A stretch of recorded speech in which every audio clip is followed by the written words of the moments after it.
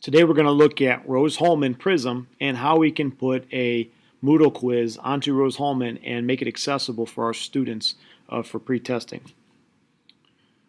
First thing you have to do when you're looking at your main screen, in which once you are into your topic, for example, biohealth, is you're going to want to go and make sure that editing is on. You can click the editing on button here or down here in the lower left-hand corner as well. So we take a click at that and we make sure we do that, and once we get that click going, you'll see that you have a new screen vision. It's kind of like looking beyond the curtain. You're going to take a look and now you're going to see some of these opportunities. For example, here's a pre-test that I've made up for organelles, and it's already got the options of moving it, making additions, duplicating it, deleting it, and using the all-important eye function. If I click on if you see that the eye is open, then you know that your students, when they're looking at it from their standpoint, will be able to see that test. However, if you click on the eye and close the eye, then that test will not be available to the student until you go ahead and click on that again. So let's go ahead and make our quiz. We need to go over here to where it says add an activity and come down here and look in where we see the quiz, and we click on the quiz, and we're going to get into the general quiz window. First thing you're going to want to do is type in your quiz name. Maybe we'll just say quiz example, and anything information or just a good luck topic or whatever, any guidelines or directions you want to give your students can go into the introduction box. Next, when you scroll down, you're going to look and see the ability to open and close that quiz at a particular time. Again, I use the eyeball function most of the time, but if you want to, you can enable this and then determine when the quiz will show up, and then of course when it disappears.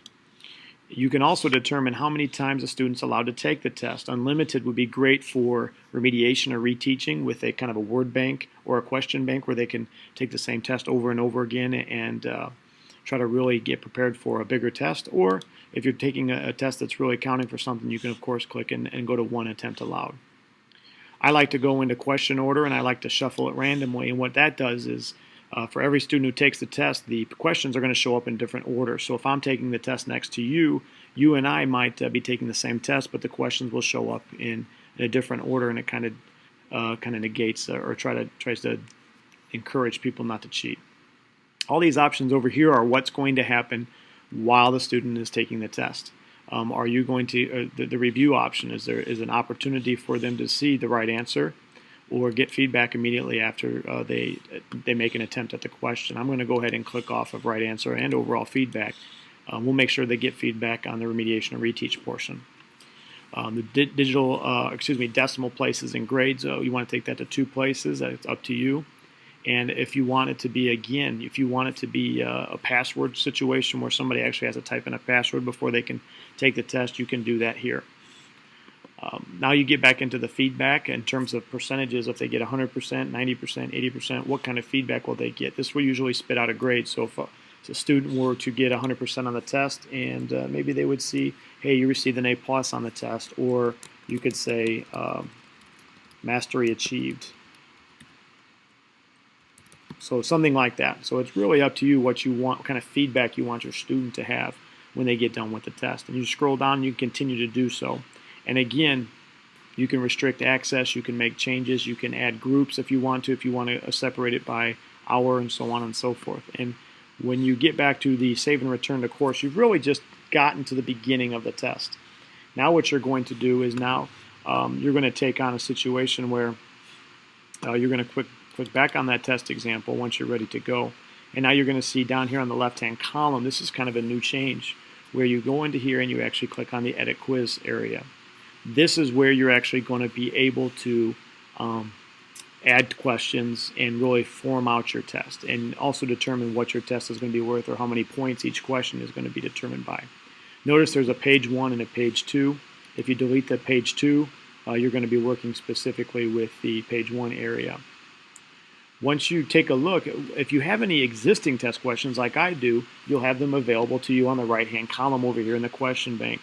So all I have to do is possibly click on these checklists down here, and then go down here where it says Add to Quiz and click on that. If I do that, now these questions are going to pop up. I can now add a new question and go that route and choose between multiple choice, true, false, and so on and so forth. Or I can edit the questions as they exist. right here with the pencil icon. If I just want to see what that test is going to look like when a student is taking it, I can click on the preview button, and now I get to see exactly what that test question is going to look like when a student is taking it. So these are just a few of the options. Once I get done with putting however many test questions I have, I make sure that I save them along the way. And when I am done with all my saving, my test is then ready to go. So when I go back to the BioHealth main page, I am now going to see a test example. If you want to again see what the preview of the quiz is going to look like, I can click on that.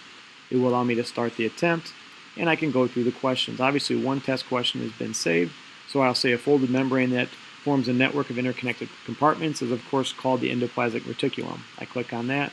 I click on next. When a student has taken all the test questions, I apologize. What I've set it up is that one question will pop up for each block. So if we move our way through this test, made a small mistake there, no big deal.